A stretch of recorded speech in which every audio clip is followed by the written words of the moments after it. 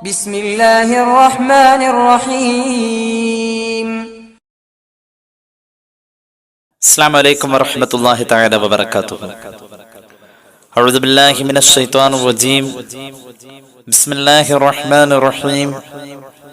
الحمد لله رب العالمين وأفضل الصلاة وأتم التسليم على المبعوث رحمة للعالمين وعلى آله وصحبه ومن سار على هديه إلى يوم الدين أما بعد. സത്യവിശ്വാസികളെ, സർവശക്തനായ അള്ളാഹു നമ്മെ സ്വീകരിക്കട്ടെ. നമ്മുടെ പാപങ്ങൾ അള്ളാഹു പുറത്തു തരട്ടെ. രോഗങ്ങൾ അള്ളാഹു ശിഫയാക്കട്ടെ. നമ്മിൽ നിന്നും മൺമറഞ്ഞവരുടെ ഖബറിടം അള്ളാഹു സ്വർഗീയമായ അനുഗ്രഹങ്ങൾ കൊണ്ട് നിറയ്ക്കട്ടെ. നമ്മുടെയും നമ്മുടെ കുടുംബത്തിന്റെയും ശിഷ്ട ആയുസ് അള്ളാഹു പൊരുത്തപ്പെട്ട വഴിയിൽ ഇസ്സത്തോടെ സന്തോഷത്തോടെ ജീവിച്ച് ഈമാൻ സലാമത്തായി മരിക്കാൻ അള്ളാഹു നമുക്ക് എല്ലാവർക്കും ഭാഗ്യം നൽകട്ടെ. നമ്മുടെ ജീവിതത്തിൽ ഏകദേശം 1/3 ഉറക്കത്തിലൂടെ സംഭവിക്കുമ്പോൾ നമ്മുടെ ജീവിതത്തെ അള്ളാന്റെ പൊരുത്തത്തിലാക്കാൻ ഈ 1/3 ഒരു ഇബാദത്തിന്റെ വഴിയിലേക്ക് തിരിച്ചുവിട്ടാൽ നമ്മൾ ധന്യരാണ്. അള്ളാഹു കബൂലാക്കട്ടെ. ഉറങ്ങുന്നതുമായി ബന്ധപ്പെട്ട് ഏകദേശം 8ഓളം അദബുകൾ അടിസ്ഥാനപരമായി നമുക്ക് ഈ വിഷയത്തിൽ ചർച്ച ചെയ്യാനുണ്ട്. നമ്മുടെ സമയം പരിമിതമായതുകൊണ്ട് സുദീർഘമായി ഇന്നത്തെ വിഷയത്തെ കൊണ്ടുപോകാനും നമുക്ക് കഴിയില്ല. ഇന്ന് പൂർണ്ണമായില്ലെങ്കിൽ അടുത്ത ക്ലാസ്സിലും കൂടി അത് വിശദീകരിക്കുന്നതാണ്. അള്ളാഹു നമ്മുടെ ഇൽമിൽ ബറക്കത്ത് തരട്ടെ. നമുക്ക് അമൽ ചെയ്യാൻ അള്ളാഹു തൗഫീഖ് ചെയ്യട്ടെ. ആ മുഖങ്ങൾ ഒഴിവാക്കുന്നു. ഉറക്കം അള്ളാഹു ചെയ്ത വലിയ നിഅമത്താണ്. അതെങ്ങനെയാ മനസ്സിലാക്കുക? സാധാരണ ചിലര് ഡോക്ടറെ കാണാൻ പോകുന്നത് ഉറക്കക്കുറവ് എന്ന് പറയുന്നത് ഒരു രോഗമായി പറഞ്ഞുകൊണ്ടാണ്. ചിലര് ദുആ ചെയ്യാൻ വേണ്ടി നമ്മയൊക്കെ സമീപിക്കാറ് ആ കുറിപ്പുകളിൽ കാണും ഉറക്കക്കുറവ് ഉണ്ട് എന്ന്. അപ്പൊ ഉറങ്ങാൻ കഴിയുക എന്നത് ഒരു വലിയ നിഅമത്താണ്. ഉറക്കം എന്നതിന് ശരിയായ ഒരു വ്യാഖ്യാനം കൊടുക്കാൻ, പൂർണ്ണമായ ഒരു നിർവചനം കൊടുക്കാൻ ശാസ്ത്ര ലോകത്ത് ആർക്കും കഴിഞ്ഞിട്ടില്ല. എന്താ ഉറക്കം? വിശ്രമമാണോ? അല്ലല്ലോ. വിശ്രമമാണെങ്കിൽ ശരീരത്തിന്റെ ആന്തരിക അവയവങ്ങൾ പ്രവർത്തിച്ചുകൊണ്ടിരിക്കല്ലേ. പിന്നെന്താണ് ഉറക്കം? ഉറക്കം എന്നതിന് പൂർണ്ണമായ നിർവചനം നൽകാൻ ശാസ്ത്ര ലോകത്തിന് കഴിയാത്ത പോലെ തന്നെ ഉറക്കത്തിന്റെ നിയന്ത്രണവും മനുഷ്യന്റെ കയ്യിലല്ല എന്നതും ഒരു വസ്തുതയാണ്. ഒരു മനുഷ്യനെ സംബന്ധിച്ച് അവൻ എപ്പോഴാണ് ഉറങ്ങി തുടങ്ങുക എന്ന് കൃത്യമായി പറയാൻ പറ്റൂല. എപ്പോ ഉറങ്ങി ഏകദേശം പറയാൻ പറ്റും. ഒരു 9 മണിക്ക് ഞാൻ ഉറങ്ങി. എന്തേ? 8:50 ശേഷമുള്ള കാര്യങ്ങൾ എനിക്ക് ഓർമ്മയില്ല. ഒരു മനുഷ്യൻ 9 മണിക്കാണ് ഉറങ്ങിയെന്ന് അയാൾ സമയം നോക്കി ഉറപ്പുവരുത്തിയാൽ അതിനർത്ഥം അവൻ 9 മണിക്ക് ഉറങ്ങിയിട്ടില്ല എന്നാണ്.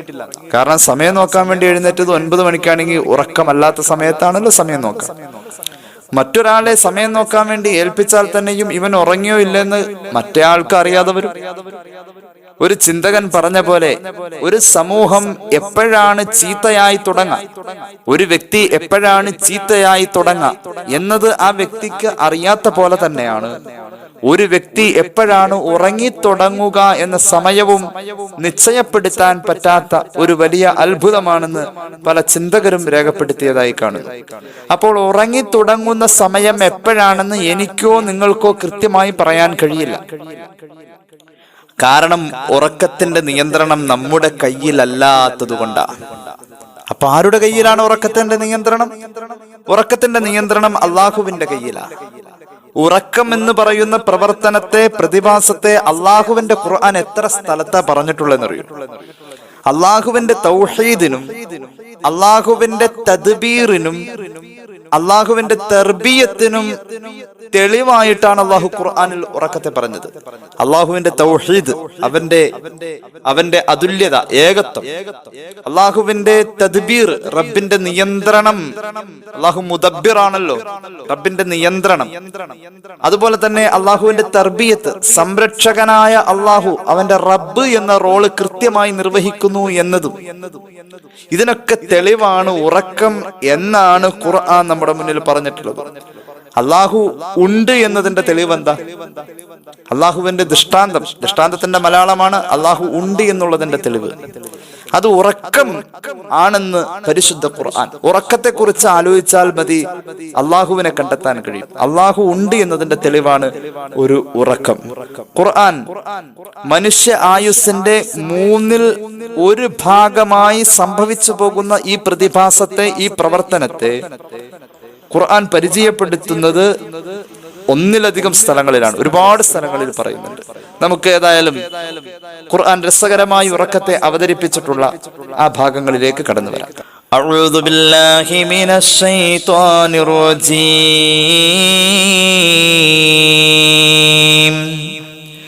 ബിസ്മില്ലാഹിർ റഹ്മാനിർ റഹീം.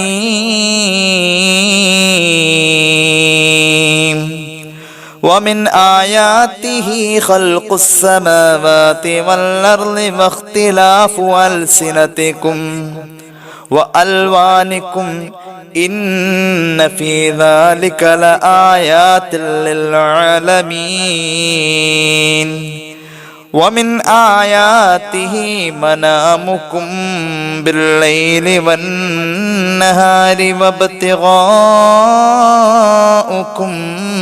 من فضله إن في ذلك لآيات لقوم يسمعون. സൂറത്തു റൂമിന്റെ 22-23 ആയത്തുകളാണ് ഇപ്പൊ നമ്മൾ ഓതിയത്. അള്ളാഹു എന്ത് രസമായിട്ട് അള്ളാഹു ഉറക്കത്തെ വർണ്ണിച്ചിരിക്കുന്നത്. വമിൻ ആയാതിഹി, അള്ളാഹു ഉണ്ട് എന്നതിന് ഒരുപാട് തെളിവുകളുണ്ട്. അള്ളാഹു ഉണ്ട് എന്ന് റബ്ബിനെ ബോധ്യപ്പെടാൻ ഒരുപാട് ചിഹ്നങ്ങളുണ്ട്, അടയാളങ്ങളുണ്ട്, തെളിവുകളുണ്ട്. ഈ ഭൂമിയിലുണ്ട്, ആകാശത്തുണ്ട്, സർവ്വ എല്ലാ സ്ഥലത്തുണ്ട്. അള്ളാഹു ഉണ്ട് എന്നുള്ളത് നമ്മൾ എവിടെ ചിന്തിച്ചാലും തഅമ്മൽ സുതൂറൽ കാഇനാതി ഫഇന്നഹാ മിനൽ മലഇൽ അഅ്ലാ ഇലൈക റസൈലു. കവി പാടിയത് എത്ര ചിന്തനീയം. നീ എല്ലാ സൃഷ്ടികളെയും ഒന്ന് ആലോചിച്ചോ.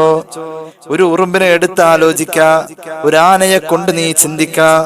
എല്ലാം ചിന്തിച്ചാൽ അവസാനം നീ ചെന്ന് ചേരുന്നത് അള്ളാഹുവില. എവിടെയും അള്ളാഹുവിന്റെ ദൃഷ്ടാന്തങ്ങളാ. അഫലാ യൻദുറൂന ഇലൽ ഇബ്ലി കൈഫ ഖുലിഖത് വഇലസ് സമാഇ കൈഫ റുഫിഅത് വഇലൽ ജിബാലി കൈഫ നുസിബത് വഇലൽ അർളി കൈഫ സുതിഹത് ഫദക്കിർ. കണ്ടോ, ചിന്തിക്കാൻ ഖുർആൻ. ഒട്ടകത്തിന്റെ സൃഷ്ടിപ്പ് ചിന്തിച്ചാലും, ആകാശഭൂമിയെ കുറിച്ച് ചിന്തിച്ചാലും, പർവ്വതങ്ങളെ ഭൂമിയുടെ ആണിയായി സ്ഥാപിച്ചതിനെ കുറിച്ച് ആലോചിച്ചാലും, രാവും പകലും മാറി മാറി വരുന്നത് ആലോചിച്ചാലും, ഈ ഭൂമിയുടെ അവസ്ഥയെക്കുറിച്ചും വ്യതിയാനങ്ങളെക്കുറിച്ചും കാലാവസ്ഥയെക്കുറിച്ചും ഭൂമിയുടെ പ്രകൃതിയെക്കുറിച്ചും പ്രതിഭാസങ്ങളെക്കുറിച്ചും മഴയെക്കുറിച്ചും വെയിലിനെ കുറിച്ചും തണുപ്പിനെ കുറിച്ചും ചൂടിനെ കുറിച്ചും കാറ്റിനെ കുറിച്ചും എന്തിനെക്കുറിച്ചും ആലോചിച്ചാലും അവസാനം നീ എത്തിച്ചേരുന്നത് അള്ളാഹുവിലായിരിക്കും. ഇത് ഖുർആൻ പറഞ്ഞതാണ്. അള്ളാഹുവിലേക്ക് എത്തിച്ചേരാനുള്ള വഴികൾ. എന്നാൽ അള്ളാഹുവിലേക്ക് എത്തിച്ചേരാനുള്ള ഒരുപാട് വഴികളിൽ അള്ളാഹിനെ കണ്ടെത്താൻ കഴിയുന്ന ഒരുപാട് വഴികൾ ഉണ്ട്. ആ വഴികളിൽ ഖുർആൻ എടുത്തു പറഞ്ഞ ഒരു വഴി ഉറക്കമാണ്. ഞാൻ ഓതിയ ആയത്ത് ഞാൻ കൃത്യമായി അതിന്റെ ഭാഗങ്ങളിലേക്ക് കടന്നു വരാം. വമിന്നായാതിഹി, അള്ളാഹുവിന്റെ പ്രധാന ദൃഷ്ടാന്തങ്ങളിൽ പെട്ടതാണ് ഖൽഖുസ് സമാവാതി വൽ അർദ്, ആകാശത്തിന്റെ സൃഷ്ടിപ്പ്, ഭൂമിയുടെ സൃഷ്ടിപ്പ്. ആകാശത്തിന്റെ സൃഷ്ടിപ്പ് വലിയ ഗൗരവമുള്ള ഒരു കാര്യമല്ലേ, ചെറിയ കാര്യ? 10 നില കെട്ടിടം നിർമ്മിക്കുന്ന പോലെയാണോ ആകാശത്ത് നിർമ്മിക്കുക? ഭൂമിയെ നിർമ്മിക്കുക എന്നുള്ളത് ഒരു 10 നില കെട്ടിടം നിർമ്മിക്കുന്ന പോലെ അല്ല. ഈ ഭൂമിയെ, അതിലെ പുഴകളും നദികളും സമുദ്രങ്ങളും പർവ്വതങ്ങളും പുൽമേടുകളും കാടുകളും വനങ്ങളും മനുഷ്യവാസ പ്രദേശങ്ങളും വന്യജീവികളും സസ്യങ്ങളും എല്ലാം പടച്ച് ഭൂമിയെ ഭൂമിയാക്ക എന്നത് ഒരു വലിയ ശ്രമകരമായ അവസ്ഥയാണ്. എന്നാൽ ഭൂമിയെക്കാളും എത്രയോ വലിപ്പമുള്ള ആകാശത്തെ, ഒരാകാശമല്ല എത്രയോ ആകാശങ്ങൾ, 7ഓളം ആകാശങ്ങളെ അള്ളാഹു പടയ്ക്ക എന്നതും ശ്രമകരമായ വലിയ ഒരു അത്ഭുതമാണ്. അള്ളാഹുവിന്റെ വലിയ പ്രധാന ദൃഷ്ടാന്തങ്ങളിൽ പെട്ടതാണ് ആകാശത്തിന്റെ സൃഷ്ടിപ്പ്, ഭൂമിയുടെ സൃഷ്ടിപ്പ്. ആ കൂട്ടത്തിൽ എണ്ണിപ്പോരുന്നത് വഖ്തിലാഫു അൽസിനതികും വ അൽവാനികും, നിങ്ങളുടെ ഭാഷ വ്യത്യസ്തമാണ്, നിങ്ങളുടെ ദേശം വ്യത്യസ്തമാണ്, നിങ്ങളുടെ നിറം വ്യത്യസ്തമാണ്, ശരീരഘടന വ്യത്യസ്തമാണ്, ഫിംഗർ പ്രിന്റ് വ്യത്യസ്തമാണ്, മുഖഭാവം വ്യത്യസ്തമാണ്, സ്വഭാവം വ്യത്യസ്തമാണ്. ഇങ്ങനെ നിങ്ങളിൽ വ്യത്യസ്തത സൃഷ്ടിച്ചതും അല്ലാഹുവിന്റെ വലിയ ദൃഷ്ടാന്തമാണ്. ഇന്ന ഫീ ദാലിക ലആയാതിൽ ലിൽആലമീൻ, എല്ലാ ലോകത്തുള്ള എല്ലാ മനുഷ്യർക്കും ഇതിന്റെ അകത്ത് ചിന്തിക്കാനുണ്ട്. അള്ളാനെ കണ്ടെത്താൻ ഇതൊക്കെ ചിന്തിച്ചാൽ മതി. ഇനി നോക്കിക്കോട്ടെ, ആ കൂട്ടത്തിൽ തന്നെ വീണ്ടും പറയുന്നു, വമിന്നായാതിഹി, അള്ളാഹുവിന്റെ പ്രധാന ദൃഷ്ടാന്തമാണ് മനാമുക്കും, നിങ്ങളുടെ ഉറക്കം. അള്ളാന്റെ സൃഷ്ടിപ്പിൽ ആകാശത്തെയും ഭൂമിയെയും മനുഷ്യവർഗത്തിന്റെ വൈജാത്യങ്ങളെയും വ്യത്യസ്തമായ അവസ്ഥകളെയും ഒക്കെ പറഞ്ഞ ആ ഗൗരവകരമായ വലിയ സൃഷ്ടിപ്പിന്റെ കൂട്ടത്തിൽ തന്നെയാണ് ഉറക്കം പറഞ്ഞത്. ഉറക്കം ഗൗരവമാണ്. നിങ്ങളുടെ രാവുകളിലും നിങ്ങളുടെ പകലുകളിലുമായി സംഭവിക്കുന്ന ഉറക്കങ്ങൾ അല്ലാഹുവിന്റെ പ്രധാന ദൃഷ്ടാന്തമാണ്.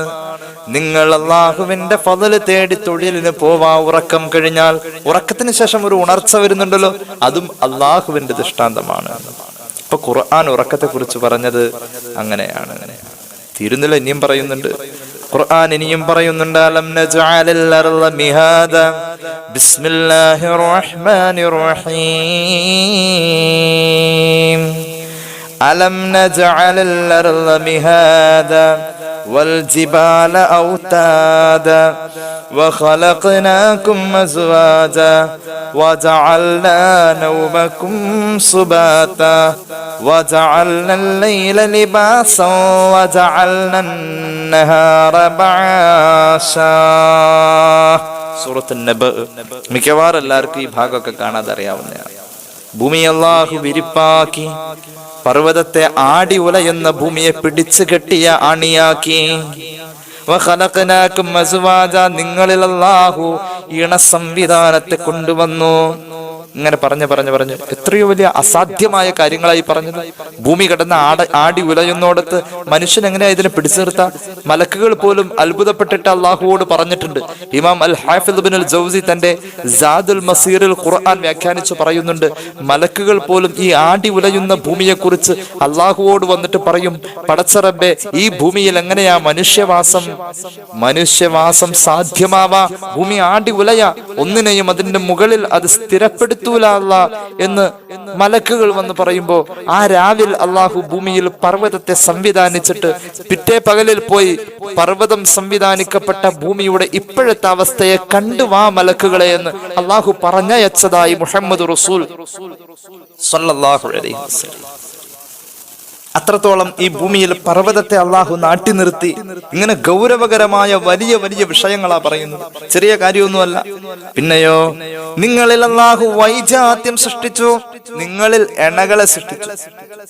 ഇങ്ങനെയൊക്കെ ഗൗരവകരമായ സൃഷ്ടിപ്പിനെ കുറിച്ച് പറയുന്ന കൂട്ടത്തിലാ പിന്നെയും ഖുർആൻ പറയുന്നത്, വജഅൽനാ നൗമകും സുബാതാ, നിങ്ങൾക്ക് നിങ്ങളുടെ ഉറക്കത്തെ അല്ലാഹു അനിഷേധ്യമായ വിശ്രമമായി സംവിധാനിച്ചു. അനിഷേധ്യ വിശ്രമം എന്ന് പറഞ്ഞാൽ എന്താ അതിനർത്ഥം? വേണ്ടാന്ന് വെച്ചാലും ഉറങ്ങിപ്പോവും. ഞാൻ ഇന്ന് ഉറങ്ങണില്ല എന്ന് വേണ്ടാന്ന് വെച്ചു, ഇന്ന് ഉറങ്ങണ്ട ഒരു ഉദാഹരണമാണ്. ഇന്ന് ഉറങ്ങണില്ല എന്ന് ഞാൻ തീരുമാനിച്ചു, ഉറക്കം വേണ്ടാന്ന് വെച്ചു. ഇന്നൊരു പക്ഷെ സാധ്യമായിരിക്കും, നാളെ നേരം വെളുത്ത ഈ ഉറക്കം ഇന്ന് ഉറങ്ങാത്തത് നാളെ ഉറങ്ങിപ്പോവും. ഞാൻ അടുത്ത ദിവസവും കൂടി ഇതുപോലെ തന്നെ ഉറക്കം വേണ്ടാന്ന് വെച്ചു. അപ്പോഴും എന്റെ ശരീരം അനിഷേധ്യമായി, ഞാൻ എത്ര നിഷേധിച്ചാലും ശരീരം നിഷേധിക്കില്ല, ആ ഉറക്കത്തിലേക്ക് വഴുതിപ്പോവും. അനിഷേധ്യമായ വിശ്രമമാണ് നിങ്ങളുടെ ഉറക്കം. ഇത് അല്ലാഹുവിന്റെ സംവിധാനമാണ്. വജഅൽനാ നൗമകും സുബാതാ, എപ്പോഴാണ് ഉറക്കം നല്ലത്? ഏറ്റവും ഗുണകരമായ സമയം ഉറക്കത്തിൻ്റെത് രാത്രി തന്നെയാണ്. എന്ന് പറഞ്ഞാൽ വെളിച്ചമില്ലാത്ത അവസ്ഥ, പ്രത്യേകിച്ച് സൂര്യപ്രകാശം പോലെയുള്ളത് കൊണ്ടുള്ള വെളിച്ചമില്ലാത്ത അവസ്ഥ. ശാസ്ത്രം പറയുന്നത് ആ സമയത്ത് അറ്റ്മോസ്ഫിയറിൽ ചില പ്രത്യേകമായ കിരണങ്ങളും രശ്മികളും തരംഗങ്ങളും പാസ് ചെയ്യുന്നുണ്ട്.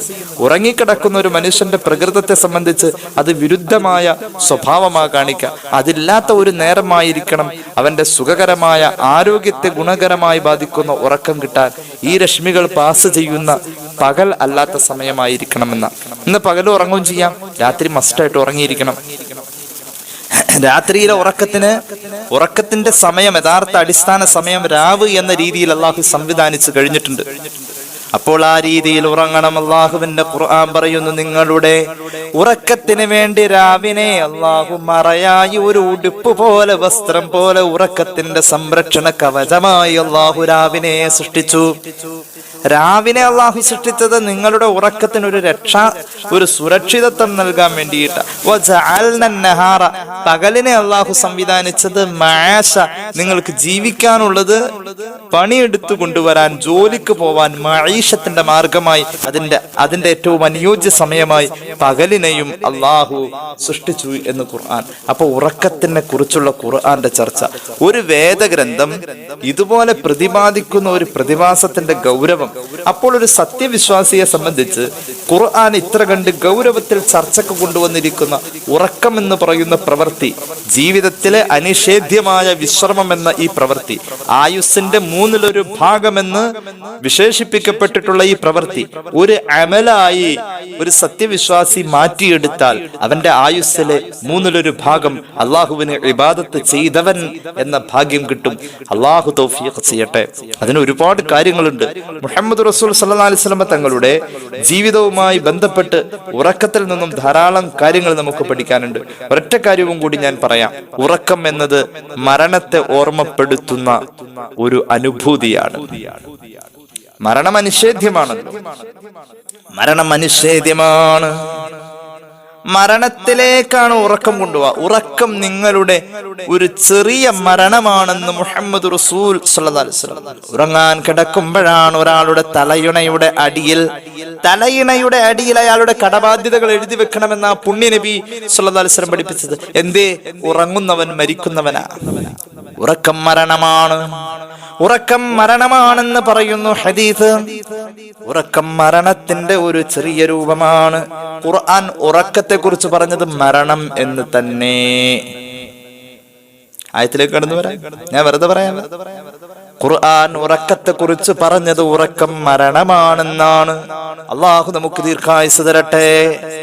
ഉറക്കം മരണം, ഉറങ്ങിയിട്ട് എഴുന്നേൽക്ക എന്നതൊരു അനുഗ്രഹമല്ലേ? അസ്ഹാബുൽ കഹ്ഫ് 300 വർഷം അല്ലെങ്കിൽ 309 വർഷം, ചന്ദ്രമാസ കണക്കനുസരിച്ച് 309 വർഷം കിടന്നു ഉറങ്ങിയ ഉറക്കം ഇന്നും നാളെയും ഞാനും നിങ്ങളും എങ്ങാനും കിടന്നുറങ്ങിപ്പോയാൽ ഒന്ന് ആലോചിച്ചു നോക്കി. അത്രയും വലിയൊരു ഉറക്കം നമുക്ക് പിടിപെട്ട് കഴിഞ്ഞാൽ നമ്മുടെ കൂടെയുള്ളവർ അത് അനുവദിക്കുമോ നമ്മൾ അത്രയും ഉറങ്ങാൻ? നമ്മുടെ ജീവിതം അതിന് ഗുണകരമായി യോജിച്ചു പോരുമോ? ആലോചിച്ചു നോക്കാം. ഉറക്കം അനുഗ്രഹമാ, ഉണർച്ചയും അനുഗ്രഹമാ. എന്റെ ഉണർച്ച അനുഗ്രഹമായത് മരണം എന്ന ഉറക്കത്തിൽ നിന്നും, ഉറക്കം എന്ന മരണത്തിൽ നിന്നും ജീവിതം എന്ന ഉണർച്ചയിലേക്ക്, ഉണർച്ച എന്ന ജീവിതത്തിലേക്ക് നമ്മൾ തിരിച്ചെത്തല് ഒരു അനുഗ്രഹമാണ്. അല്ലാഹു തൗഫീഖ് ചെയ്യട്ടെ. ഞാൻ സുദീർഘമാക്കുന്നില്ല. ഖുർആൻ സൂറത്തുൽ അൻആമിന്റെ 60-ാമത്തെ ആയത്ത് ഉറക്കം മരണമാണെന്ന് പറയുന്നുണ്ട്. നോക്കാം. അഊദു ബില്ലാഹി മിനശ് ശൈത്വാനിർ റജീം. ബിസ്മില്ലാഹിർ റഹ്മാനിർ റഹീം. وهو الذي يتوفاكم بالليل ويعلم ما جرحتم بالنهار ثم يبعثكم فيه ليقضى أجل مسمى ثم إليه مرجعكم ثم ينبئكم بما كنتم تعملون. അല്ലാഹുവേ, ഉറക്കത്തെ കുറിച്ച് നീ ഇത്രയും പറഞ്ഞല്ലോ അല്ലാ. അല്ലാഹുവേ ഞങ്ങൾക്ക് ബോധം കുറവാണ് അല്ലാ, വിവരം കുറവാണ് അല്ലാ, ചിന്ത കുറവാണ് അല്ലാ. നിന്റെ കലാം ഉറക്കത്തെ കുറിച്ച് പറയുന്നു എന്ന് ഞങ്ങൾ അന്വേഷിക്കുമ്പോൾ നിന്റെ കലാമ് മുഴുവൻ ഉറക്കമാണ് പറയുന്നത്. നിന്റെ കലാമ് ശാസ്ത്രം പറയുന്നുവോ എന്ന് ഞങ്ങൾ അന്വേഷിക്കുമ്പോ നിന്റെ കലാമ് ശാസ്ത്രമാ പറയുന്നത്. നിന്റെ ഖുർആൻ ചരിത്രമാണോ പറയുന്നതെന്ന് ഞങ്ങൾ അന്വേഷിക്കുമ്പോ അല്ലാഹുവേ നിന്റെ ഖുർആൻ മുഴുവനും ചരിത്രമാ. അല്ലാഹുവേ അടുത്ത ആയത്ത് കേട്ടോ, ഉറക്കം മരണമാണ്, മരണം പോലെ പലതും സംഭവിക്കുന്നുണ്ട് ഉറക്കത്തിൽ. അല്ലാഹു നമുക്ക് നല്ല ഉറക്കം തരട്ടെ, ഇബാദത്തിന്റെ സ്ഥാനത്ത് നിൽക്കുന്ന ഉറക്കം തരട്ടെ. ഒരു ഇബാദത്തായി നമ്മുടെ ഉറക്കം അങ്ങ് മാറിയാൽ നിസ്കാരം ഇബാദത്താകുന്ന പോലെയല്ല. നിസ്കാരം ഇബാദത്താകുമ്പോ അതിൻ്റെ അകത്ത് അപാകതകൾ ഒരുപാട് വരാനുണ്ട്. ഉദാഹരണം, ഹൃദയ സാന്നിധ്യം കുറവാണെങ്കിൽ അതിന്റെ ശക്തിയും കൂലിയും കുറവായിരിക്കും. ഉറക്കം അങ്ങനെയല്ല. അതിന്റെ മാനദണ്ഡങ്ങൾ പൂർത്തിയാക്കിയാൽ നമുക്ക് അതിൽ ഇബാദത്ത് എന്ന പരിഗണനയിൽ കുറവ് കിട്ടുന്നില്ല. കാരണം ഉറങ്ങിയാൽ പിന്നെ എല്ലാവരും ആ വിഷയത്തിൽ ഇഖ്ലാസ് ഉള്ളവരാ. മാത്രവുമല്ല, ഉറങ്ങിക്കിടക്കുന്നവന് അല്ലാഹു ഒരുപാട് വിട്ടുവീഴ്ചയും നൽകുന്നുണ്ട്. ഉറങ്ങിക്കിടക്കുന്നവൻ ഉറക്കത്തിൽ പറയുന്നതും ചെയ്യുന്നതും മലക്കുകൾ രേഖപ്പെടുത്തൂല. നബിയുനാ റസൂലുള്ളാഹി ഹദീസ് നമ്മൾ പറയുന്നുണ്ട് താഴെ, ഞാനത് വിശദീകരിക്കുന്നില്ല. ഉറക്കം മരണമാണ് എന്ന് പരിശുദ്ധ ഖുർആൻ സൂറത്തുൽ അൻആം ബിസ്മില്ലാഹിർ റഹ്മാനിർ റഹീം وهو الذي يتوفاكم بالليل ويعلم ما جرحتم بالنهار. ആരാണ് അല്ലാഹ് എന്നറിയുമോ? അല്ലാഹു നമുക്ക് കരുണ ചെയ്യട്ടെ. അല്ലാഹു നമുക്ക് അവന്റെ സ്നേഹം തരട്ടെ. ആരാണ് അല്ലാഹു എന്നറിയുമോ? രാത്രി നിങ്ങളെ മരിപ്പിക്കുന്നവനാണ് അല്ലാഹ്. രാത്രി അവൻ നിങ്ങളെ മരിപ്പിച്ചു. പകല് നിങ്ങൾ ചെയ്യുന്നതൊക്കെ അവൻ കൃത്യമായി അറിയുകയും ചെയ്യുന്നുണ്ട്. രാത്രി നിങ്ങളെ മരിപ്പിക്കുകയും ചെയ്യുന്നുണ്ട്. യതവഫാക്കും, നിങ്ങളെ മരിപ്പിച്ചുകൊണ്ടേയിരിക്കുന്നു എല്ലാ രാത്രിയിലും. ഹാലിയായ മായനയാണ്. അല്ലാഹു എല്ലാ രാത്രിയിലും മനുഷ്യരെ നിങ്ങളെ മരിപ്പിച്ചു കൊണ്ടിരിക്കുക. പകല് നിങ്ങൾ ചെയ്യുന്നത് അല്ലാഹു എല്ലാം കൃത്യമായി അറിയുകയും ചെയ്യുന്നു. ثم يبعثكم فيه ليقضى أجل مسمى. നിങ്ങളുടെ ആയുസ് ഇങ്ങനെ തീർന്നു പോവാണ്. ഒരു രാവും പകലും കഴിയുമ്പോൾ ആയുസ്സിൽ കുറവ് വരുന്നു. അടുത്ത രാവും പകലും കഴിയുമ്പോൾ നിങ്ങൾ പിന്നെയും മരണത്തോടടുക്കുന്നു. നിങ്ങൾക്ക് അല്ലാഹു ഭൂമിയിൽ തന്ന അവധി പൂർത്തീകരിക്കാൻ വേണ്ടി നിങ്ങൾ ഓരോ രാവും പകലുമായി ഇങ്ങനെ ജീവിച്ചു പോകുമ്പോൾ അല്ലാഹു നിങ്ങളെ പിറ്റേ പകലിലേക്ക് പുനർജീവിതം തന്ന് നിങ്ങളെ അല്ലാഹു രണ്ടാമത് ജീവിതത്തിലേക്ക് കൊണ്ടുവരുന്നു. ബഅസ്, ഉണർച്ച. ഓരോ ഉറക്കവും ഉണർച്ചയും മരണവും മരണാനന്തര ജീവിതവുമാണെന്ന് ഖുർആൻ. ഇവിടെ ആയത്തിൽ ആദ്യം പറഞ്ഞത് ഹുവല്ലദി വഹുവല്ലദി യതവഫാക്കും ബില്ലൈൽ, രാത്രി നിങ്ങളെ മരിപ്പിക്കുന്നു എന്ന് പറഞ്ഞത്. മരണം ആദ്യം പറഞ്ഞു. എന്താ കാരണം? മരണം ബേസാണ്, അടിസ്ഥാനം മരണമാണ്. മരണം എന്ന് പറഞ്ഞ എന്താ? ആത്മാവില്ലാത്ത അവസ്ഥ. ആത്മാവില്ലാത്ത അവസ്ഥയാണല്ലോ അടിസ്ഥാനം. സയ്യിദുനാ ആദം അലൈഹിസ്സലാത്തു വസ്സലാമിനെ കുറിച്ച് ഖുർആൻ എന്താ പറഞ്ഞത്? വനഫഖ്തു ഫീഹി മിർ റൂഹി. ആദം അലൈഹിസ്സലാത്തു വസ്സലാമിന്റെ റൂഹ് ഇല്ലാത്ത ഒരു ശരീരത്തെ അല്ലാഹു പടച്ച ശേഷം പിന്നീടാണ് ആ ശരീരത്തിലേക്ക് റൂഹിനെ അല്ലാഹു കൊടുത്തത്. അപ്പൊ അടിസ്ഥാനം റൂഹ് ഇല്ലാത്ത അവസ്ഥ, അതായത് മരണം. ഖുർആൻ ഇവിടെ പറഞ്ഞത് ഉറക്കത്തെ കുറിച്ച് പറഞ്ഞത്, ആദ്യം പറഞ്ഞത് ഉറക്കത്തെ കുറിച്ച്, പിന്നെ ഉണർച്ചയെ കുറിച്ച് പറഞ്ഞു. ഉറക്കം എന്നതിനെ ഖുർആൻ സൂചിപ്പിച്ച വാക്ക് മരണം എന്നാണ്. ഉണർച്ചയെ കുറിച്ച് പറഞ്ഞത് പുനർജീവിതം എന്നാണ്. ആദ്യം മരണത്തെ പറഞ്ഞു, മരണം അടിസ്ഥാനമാണ്. ഇനി നോക്കിക്കോ, വ്യക്തമായി തന്നെ ഖുർആൻ മരണത്തെ ആദ്യം തന്നെ പറയുന്നുണ്ട്. ബിസ്മില്ലാഹിർ റഹ്മാനിർ റഹീം തബാറകല്ലദീ ബിയദിഹിൽ മുൽക്കു വഹുവ അലാ കുല്ലി ശൈഇൻ ഖദീർ الذي خلق الموت والحياة ليبلوكم أيكم أحسن عملا. സൂറത്തുൽ മുൽക്ക്. അല്ലാഹു പരിശുദ്ധനാണ്. ഖലഖൽ മൗത വൽ ഹയാ,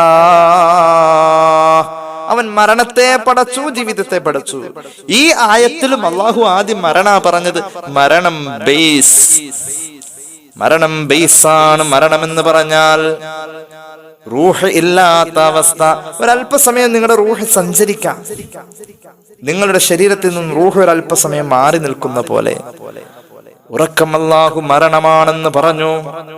ഉറക്കത്തെ മരണമെന്ന് വിശേഷിപ്പിച്ച പ്രമാണമാണ് ഖുർആൻ. അതുകൊണ്ടാണ് ഉറങ്ങി എഴുന്നേൽക്കുന്നവൻ ചൊല്ലേണ്ട ദിക്ർ പഠിപ്പിച്ചു മുഹമ്മദ് മുസ്തഫ സല്ലല്ലാഹു അലൈഹി വസല്ലം. ഉറങ്ങി എഴുന്നേൽക്കുന്നവൻ ചൊല്ലേണ്ട ദിക്ർ അൽഹംദുലില്ലാഹില്ലദീ അഹ്യാനാ ബഅദമാ മാതനാ വഇലൈഹിൻ നുശൂർ. അല്ലാഹുവേ നിനക്ക് സ്തുതി. അല്ലദീ ഏത് അല്ലാഹ് അഹ്യാനാ ഞങ്ങളെ ഇപ്പൊ അവൻ ജീവിപ്പിച്ചു. ബഅദമാ അമാതനാ ഇന്നലെ ഞങ്ങൾ അവൻ മരിപ്പിച്ചിരിക്കുകയായിരുന്നു. ഇന്നതേ അവൻ ഞങ്ങളെ ജീവിപ്പിച്ചു. അപ്പൊ ഉറക്കത്തിൽ നിന്നും ഉണരുന്നവൻ മരണത്തിൽ നിന്ന് പുനർജീവിതത്തിൽ വന്നവനെ പോലെ എന്ന രീതിയിലാണ് അവൻ സംഭാഷണം നടത്തുന്നത്, ദിക്ർ ചൊല്ലുന്നത് നബിയുനാ റസൂലുള്ളാഹി സ്വല്ലല്ലാഹു അലൈഹി വസല്ലം. അപ്പൊ ഈ ഉറക്കം ഖുർആൻ ഇത്ര ഗൗരവമായി പറഞ്ഞ ഈ പ്രതിഭാസം, ഈ അമല് നമുക്ക് നമ്മുടെ ജീവിതത്തിന്റെ പ്രധാന അമലാക്കണ്ടേ? അല്ലാഹു തൗഫീഖ് ചെയ്യട്ടെ. ഉറങ്ങുന്നതിന് ഹദീസുകളെ നമ്മൾ പരിശോധിക്കുമ്പോൾ, പ്രമാണങ്ങൾ പരിശോധിക്കുമ്പോൾ ഒരുപാട് അദബുകൾ നമുക്ക് കാണാൻ കഴിയും. ഏകദേശം ഇമാമിങ്ങൾ പറഞ്ഞ ചില പ്രധാന ഭാഗങ്ങൾ മാത്രം ഒന്ന് ക്രോഡീകരിക്കുമ്പോൾ ഏകദേശം 8ഓളം അദബുകൾ നമുക്ക് കാണാൻ കഴിയും. ഈ 8ാമത്തെ അദബ്, 1 മുതൽ 8 വരെയുള്ള അദബുകൾ നമ്മളിങ്ങനെ പാലിച്ച് വന്നു കഴിഞ്ഞാൽ ആ ഉറക്കം ഒരു അനുഗ്രഹമായിട്ട് അങ്ങോട്ട് മാറാം. ഉറങ്ങുന്നതിന് മുമ്പും ശേഷവും ധാരാളം അദബുകളുണ്ട്. ഉറങ്ങുന്നതിന് മുമ്പുണ്ട്, ശേഷമുണ്ട് അദബ്. മുമ്പുള്ളത് തൽക്കാലം പറയാം.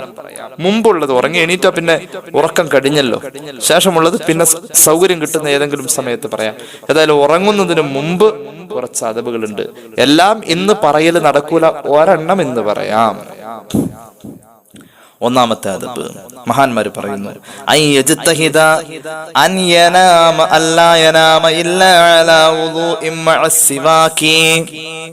ഒന്നാമത്തെ അദബ് ഉറക്കം ഇബാദത്താവാൻ. ഒന്നാമത്തെ അദബ് നിയ്യത്ത് വെച്ചിട്ട് വേണം ഉറങ്ങാൻ. പടച്ചോനെ, ഞാനൊരു ഇബാദത്താവാൻ ആഗ്രഹിച്ചുകൊണ്ട് ഉറങ്ങാണ്. അള്ളാഹുവേ, എന്റെ ഉറക്കം ഒരു ഇബാദത്താവണം. ഞാൻ അതിന് ഉറക്കത്തിന്റെ ആദാബുകൾ പാലിച്ചുകൊണ്ട് ഉറക്കം ഇബാദത്താവണമെന്ന് ആഗ്രഹിച്ചുകൊണ്ട് റബ്ബെ ഞാൻ ഉറങ്ങുകയാണ്. നിന്റെ ഹബീബ് സല്ലല്ലാഹു അലൈഹി വസല്ലം ഉറങ്ങിയിട്ടുണ്ട്. അത് ഞാൻ അനുകരിച്ചാൽ അതൊരു സുന്നത്താണ്. നിന്റെ നബി ചെയ്തത് ഞാൻ ചെയ്താൽ ഒരു സുന്നത്തല്ലേ? സുന്നത്തിന്റെ കൂലി കിട്ടാൻ ഞാൻ ഉറങ്ങുന്നു എന്ന് നെയ്യത്ത് വെക്കാവുന്നതാണ്. അങ്ങനെയൊക്കെ നമുക്ക് നെയ്യത്ത് വെക്കാം. ഏതായാലും മൊബൈലിൽ സിനിമ കണ്ടുകൊണ്ട്, ഫേസ്ബുക്കിലെ സിനിമ ക്ലിപ്പ് കണ്ടുകൊണ്ട് ഉറങ്ങി ലാസ്റ്റ് കയ്യിൽ മൊബൈലിരുന്ന് ഉറങ്ങാം. ആ അവസ്ഥയിലേക്കൊന്ന് ഉറങ്ങിയ ഉറക്കം ഇബാദത്താവൂല എന്ന് മാത്രമല്ല, ആ ഉറക്കത്തിലെങ്ങാനും മരിച്ചുപോയ പടച്ചോനെ റബ്ബേ, എന്തൊരവസ്ഥ! അള്ളാഹു കാത്തിരക്ഷിക്കട്ടെ. അവസാനം ലാ ഇലാഹ ഇല്ലല്ലാഹ് പറഞ്ഞു വെച്ചേക്കണം. ആ ഉറക്കത്തിലെങ്ങാനും മരിച്ചു പോയാൽ അള്ളാഹു കാത്തിരക്ഷിക്കട്ടെ. ഏതായാലും ഒന്നാമത്തേത് തീരുമാനമെടുക്കാം, പരിശ്രമിക്കാം. ഞാൻ ഉറങ്ങുമ്പോൾ ഉളു ഇല്ലാതെ ഞാൻ ഉറങ്ങൂല എന്ന തീരുമാനമെടുക്കുക. അങ്ങനെ ചെയ്യാവൂ. എങ്ങനത്തെ ഉളു? നിസ്കാരത്തിന് വേണ്ടി എടുക്കുന്ന പൂർണ്ണ ഉളു, മിസ്വാക്ക് ചെയ്തുകൊണ്ടുള്ള ഉളു. മിസ്വാക്ക് ചെയ്തുകൊണ്ടുള്ള ഉളുവോട് കൂടെയേ ഞാൻ ഉറങ്ങൂ എന്ന് തീരുമാനിക്കാം. ആ തീരുമാനം നടപ്പാക്കാതാണ് ഒന്നാമത്തെ അദബ്. മിസ്വാക്ക് ചെയ്തുകൊണ്ടുള്ള ഉളു, പൂർണ്ണമായ ഉളു എടുത്തിട്ട് ഉറങ്ങുക, അതാണ് ഒന്നാമത്തെ അദബ്. മിസ്വാക്ക് ചെയ്യലിന്റെ അകമ്പടിയോട് കൂടെയുള്ള നിസ്കാരത്തിനൊക്കെ എടുക്കുന്ന പോലെയുള്ള പൂർണ്ണമായ ഒരു ഉളു എടുത്തുകൊണ്ട് ഉറങ്ങാൻ തീരുമാനിക്കുക. സ്വാഭാവികമാണ് ഇവിടെ ഒരു സംശയമുണ്ട്. ഭാര്യ നവാഖിദുൽ ഉളുവിൽപ്പെട്ട സാധന, അതായത് ഉളു മുറിക്കുന്ന ആളുകളിൽപ്പെട്ട ഒരാളാണല്ലോ ഭാര്യ. ഈ ഉളു ഒക്കെ എടുത്ത് ഈ തണുപ്പത്ത് കോരിച്ചൊരിയുന്ന മഴയത്ത് ഉളു ഒക്കെ എടുത്ത് അങ്ങോട്ട് കയറി വരുമ്പോഴേക്കും ഈ പെണ്ണുമ്പിള്ള തൊട്ട് കഴിഞ്ഞാൽ ഉളു മുറിയൂലേ ഉസ്താദേ? ഉളു മുറിഞ്ഞോട്ടെ. അവക്ക് ഉളു മുറിക്കാനായിട്ട് ആദ്യം തന്നെ വരുമ്പോ തന്നെ കൊടുക്കണ്ട, കിടന്ന ശേഷം ഉളു മുറിഞ്ഞോട്ടെ. ആ ഉളു മുറിഞ്ഞാലും ഉളു എടുക്കുക എന്നത് നീ അനുസരിച്ചിട്ടുണ്ടല്ലോ, കൂലി കിട്ടും. കൂലി കിട്ടും. സഹോദരിയാണെങ്കിലും ഒളു എടുത്ത് വരുമ്പോ തന്നെ മൂപ്പലാൻ തൊട്ടു. ഏറ്റവും കൂടുതൽ ഭാര്യയും ഭർത്താവും യുദ്ധം ഉണ്ടാവണം ഒറ്റ കാരണം ഒളു കളഞ്ഞു എന്നുള്ള വിഷയത്തിലാണ്. അത് കല്യാണം കഴിച്ചവർക്ക് പെട്ടെന്ന് മനസ്സിലാവും. കല്യാണം കഴിക്കലിന്റെ കൂടെ തന്നെ ഒളു എടുക്കുന്നതിനോട് താല്പര്യമുള്ള ആളും കൂടി ആവണം കേട്ടോ. ഭാര്യയും ഭർത്താവ് ഏറ്റവും കൂടുതൽ വഴക്കിടുന്ന ആ ഒരു വിഷയത്തിലാണ്. അത് സ്നേഹത്തിന്റെ ഒരു വഴക്ക. ഈ മനുഷ്യൻ എന്റെ ഒളു കളഞ്ഞു, അല്ലെ ഇവൾ എന്റെ ഒളു കളഞ്ഞു, അല്ലെ അത് പറഞ്ഞ് വഴക്കിടാത്തവർ കുറവാന്നാ എനിക്ക് തോന്നുന്നത്.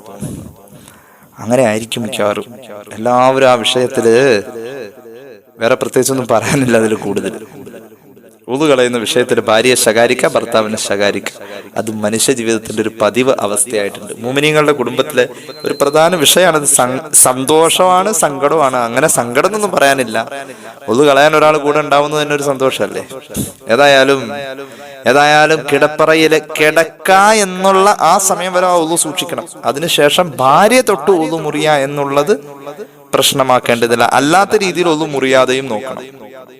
ഒന്നാമത്തേത്, നിസ്കാരത്തിന് വേണ്ടി ഒളു എടുക്കുന്ന പോലെ പൂർണ്ണതയുള്ള ഒരു ഒളു എടുക്കുക. അതും പല്ല് തേക്കലിന്റെ കൂടെ പല്ല് തേച്ചുകൊണ്ടായിരിക്കണം.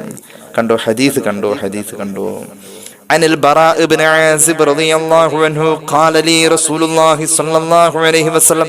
സ്വഹീഹുൽ ബുഖാരി, സ്വഹീഹ് മുസ്ലിം ഈ ഹദീസ് രേഖപ്പെടുത്തിയിട്ടുണ്ട്.